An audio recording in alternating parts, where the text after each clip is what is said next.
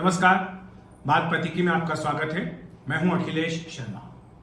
पहलगाम में कल जिस तरह से हमला हुआ है उसके बाद पूरे देश में हलचल है। पूरे देश में हलचल इसलिए क्योंकि पहलगाम में देश के करीब करीब हर हिस्से से पर्यटक छुट्टी मनाने के लिए पहुंचे हुए थे। यानी जिसने भी ये साजिश की है बहुत सोच समझ करके की, ये सोच करके कि पूरे देश में इसको लेकर के हलचल होनी चाहिए और ठीक वैसा ही हुआ है। लेकिन अब सवाल उठ रहा है कि भारत क्या करेगा, भारत के सामने क्या विकल्प हैं। क्या भारत जिस तरह से उड़ी हमले के बाद, पुलवामा हमले के बाद सर्जिकल स्ट्राइक करने जैसा कदम उठाया था, क्या भारत वही करेगा या कुछ नया रिस्पांस भारत का इस बार होने जा रहा है।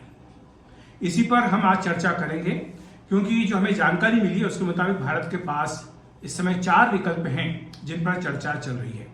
बाकी जो घटनाक्रम है उसके बारे में तो आपको जानकारी होगी ही कि जिस तरह से प्रधानमंत्री नरेंद्र मोदी सऊदी अरब की अपनी यात्रा को बीच में ही छोड़कर पहुंचे, एयरपोर्ट पर ही राष्ट्रीय सुरक्षा सलाहकार, विदेश मंत्री, विदेश सचिव के साथ उनकी बैठक हुई और यहां आने के बाद, घर आने के बाद भी उनकी लगातार बातचीत चल रही है। इस बीच रक्षा मंत्री राजनाथ सिंह ने CDS और तीनों सेना प्रमुख के साथ एक महत्वपूर्ण बैठक की। करीब 2.5 घंटे तक ये बैठक चली है। उधर गृह मंत्री अमित शाह कल शाम को ही श्रीनगर पहुंच गए थे। आज सुबह उन्होंने मृतकों को श्रद्धांजलि दी। पहलगाम में वो गए जहां पर घटनास्थल था और अस्पताल भी गए जहां पर उन्होंने घायलों का हालचाल पूछा।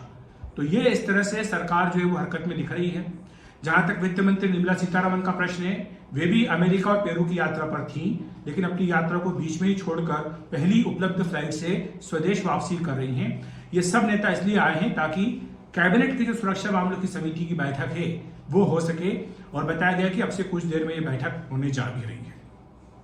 CCS की बैठक काफी महत्वपूर्ण है और इस बैठक में क्या विकल्प हो सकते हैं इसी पर चर्चा की जाएगी और इसीलिए रक्षा मंत्री राजनाथ सिंह की करीब 2.5 घंटे तक बैठक हुई भी है। हमें जो बताया गया है कि 4 विकल्प और 4 एक्शन प्लान है जिस पर की चर्चा सरकार के भीतर चल रही है कि इस बार जो रिस्पॉन्स है वो किस तरह से होना चाहिए।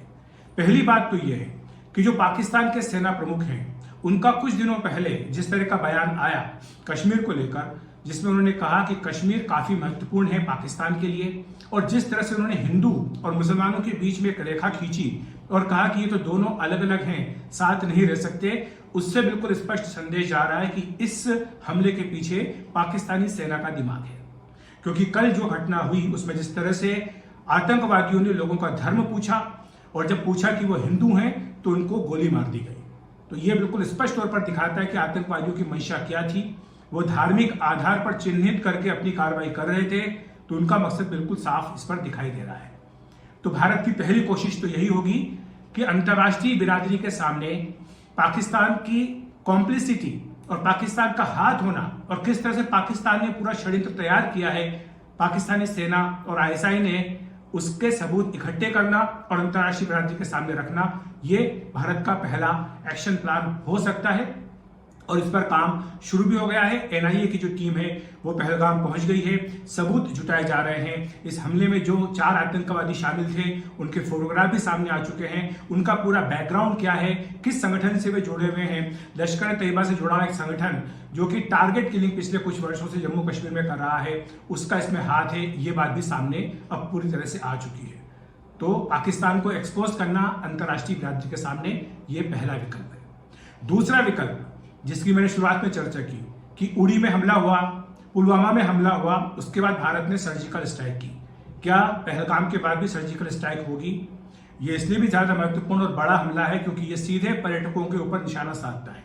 वो पर्यटक जिनके हाथों में हथियार नहीं थे, जो कश्मीर इसलिए गए थे ताकि वहां की खूबसूरत वादियों से अपनी खूबसूरत यादें लेकर वापस आ सकें, लेकिन उनकी खूबसूरत यादों को इतनी विभत्स यादों में तब्दील कर दिया गया है कि जिंदगी भर वो इस जख्म को नहीं भूल पाएंगे। नई नई शादियां हुई थी, लोग अपने बच्चों के साथ गए थे, लोग अपने बुजुर्ग माता पिता के साथ गए थे, लेकिन उनको निशाना बना दिया आतंकवादियों ने जिनके हाथों में हथियार नहीं था। उनका नाम पूछा, उनका धर्म पूछा और उन्हें गोली का निशाना बना दिया। तो दूसरा विकल्प यही रहेगा कि किस तरह से जो पूरा पर्यटन का एपरेटस है उसको जो टारगेट करने की कोशिश की गई है उससे कैसे निपटा जाए, पर्यटकों का जो भरोसा है वो वापस कैसे लाया जाए, ये भी एक दूसरी चुनौती जो है वो सरकार के सामने रहेगी। तीसरी महत्वपूर्ण बात यह है कि क्या इस पर किया जाए ताकि अंतर्राष्ट्रीय बिरादरी का समर्थन मिल सके। और चौथी बात ये जो मैंने कहा कि पर्यटकों का भरोसा कैसे वापस लाया जा सके, क्योंकि अभी स्थिति ये है कि जिन लोगों ने बुकिंग कराई थी वो अपनी बुकिंग कैंसिल कर रहे हैं। आपको याद होगा कि कुछ दिनों पहले जो तेज बारिश हुई और बादल बरसे थे, बादल टूटे थे, बादल फटे थे वहां पर, उसके बाद जो राष्ट्रीय राजमार्ग है उसमें काफी दिक्कत आई थी। रामबन के पास खासतौर से बड़ा नुकसान हुआ था, तो इसलिए अभी सड़क मार्ग जो है बाधित है। हालांकि उमर अब्दुल्ला मुख्यमंत्री ने कहा है कि एक तरफ का रास्ता खोला गया है, दूसरी तरफ फ्लाइट्स जो है वो अधिक उपलब्ध कराई गई हैं ताकि जो लोग वापस जाना चाहें वो जा सकें। केंद्रीय सिविल एविएशन मिनिस्टर ने ये कहा भी, ये पत्र लिखकर कि जो उड़ानें उनका बंदोबस्त किया जाए, तो अतिरिक्त उड़ानों का इंतजाम भी किया जा रहा है। तो ये भी एक एक्शन प्लान में शामिल है कि जो पर्यटक वहां पर हैं, जो वापस जाना चाहते हैं, उनकी वापसी सुनिश्चित हो सके। चौथी चुनौती ये भी रहेगी कि पूरे देश में इसको लेकर के माहौल जो है वो शांत रहे, क्योंकि जिस तरह की प्रतिक्रियाएं आई हैं, जिस तरह से इस पर राजनीति शुरू हुई है, उसके बाद सबसे बड़ा चैलेंज यही होगा सिक्योरिटी अपरेटस के सामने कि इसको लेकर के शांति बनी रहे, किसी भी तरह से कोई अप्रिय घटना ना हो और सांप्रदायिक सौहार्द जो है वो कायम रहे। क्योंकि आपने देखा होगा कि जब कल ये हमला हुआ तो कश्मीर में इसकी काफी तीखी प्रतिक्रिया हुई है, क्योंकि जैसा मैंने कहा कि ये पहली बार हुआ कई दशकों के बाद जब पर्यटकों को निशाना बनाया गया, और स्वाभाविक तौर पर इसकी तीखी प्रतिक्रिया कश्मीर के भीतर हुई है। पीडीपी जैसी पार्टी भी इसके खिलाफ सड़कों पर आज उतरी है। वहां पर जो लोग पर्यटन उद्योग से जुड़े हैं उन्होंने भी कल मोमबत्तियां लेकर विरोध प्रदर्शन किया। कश्मीर बंद रखा गया है क्योंकि वो लोग भी जानते हैं कि पर्यटकों के आने से उनको कितना फायदा होता है। जिस तरह से पर्यटकों की संख्या वहां लगातार बढ़ रही थी, वो एक चैलेंज था आतंकवादियों के, और आतंकवादियों के जो पालन पोषण करने वाले हैं पाकिस्तान में बैठे हुए जिनके सरपरस्त हैं, उनके लिए एक चैलेंज था कि किस तरह से जो कश्मीर में शांति बहाली का संदेश जा रहा है, इस संदेश को डिस्टर्ब किया जाए। तो इसके पीछे ये भी एक बड़ा कारण हो सकता है। तो भारत का रिस्पॉन्स क्या रहेगा, भारत क्या अब आगे करेगा, इस पर सबकी नजरें हैं। लेकिन जिस तरह से सरकार तुरंत इस हमले के बाद हरकत में आई है, उसके बाद निश्चित तौर पर एक ये चैलेंज होगा कि इस हमले का किस तरह से जवाब दिया जाए।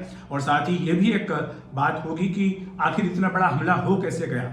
जब इतनी बड़ी संख्या में पर्यटक वहां पर थे तो क्या तमाम सुरक्षा इंतजामों के बावजूद इस बारे में कोई जानकारी नहीं थी कि ये आतंकवादी इतना बड़ा हमला करने का प्रयास कर रहे हैं। और अगर पहलगाम में, जो कि बहुत ही फेमस टूरिस्ट स्पॉट है जम्मू कश्मीर का, वहां पर इतनी बड़ी संख्या में पर्यटक मौजूद थे, उनकी सिक्योरिटी के लिए इंतजाम क्या पर्याप्त थे या नहीं थे, ये भी एक ऐसा प्रश्न जिस पर कि एस्टैब्लिशमेंट को चर्चा करनी होगी। तो ये सारी बातें हैं जो पहलगाम के बाद उठ खड़ी हुई हैं और जिन पर सरकार के तमाम हलकों में चर्चा चल रही है। इस बीच ये भी जानकारी मिली है कि सरकार विपक्ष को भी भरोसे में लेगी और इस बारे में ऑल पार्टी मीटिंग भी बुलाई जा सकती है, ताकि जो सारे तथ्य हैं पहलगाम हमले के बारे में, उसके बारे में विपक्ष को बताया जा सके, ताकि विपक्ष भी साथ में रहे और पूरे देश में इस हमले के जवाब को लेकर एक आम राय बन सके। तो बात पतिकी में इतना ही। नमस्कार।